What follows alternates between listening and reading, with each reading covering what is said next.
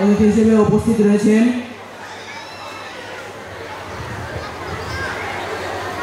জনাব অধ্যাপক doctor SM. Kamrul Hasan, অধ্যক্ষ ও বিভাগীয় প্রধান, শিশু বিভাগ, Shaheed M. Mansur Ali medical college. বিশেষ অতিথি হিসেবে উপস্থিত রয়েছেন অরুণ কুমার দেবনাথ, উপজেলা সরকারি প্রাথমিক শিক্ষা অফিসার।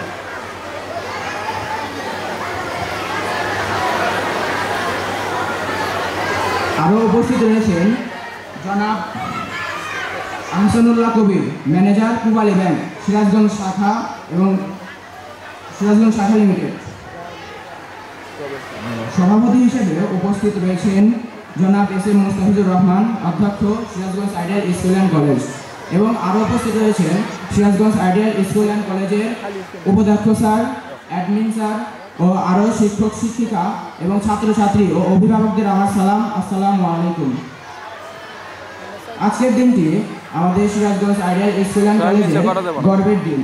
আজকে আমরা এখানে একত্রিত হয়েছি সেই সব শিক্ষার্থীদের কৃতিত্বের জন্য যারা তাদের নিরলস পরিশ্রম, অধ্যবসায় ও নিয়মানুবর্তিতা দিয়ে ছিনিয়ে নিয়েছে আজকের সফলতা।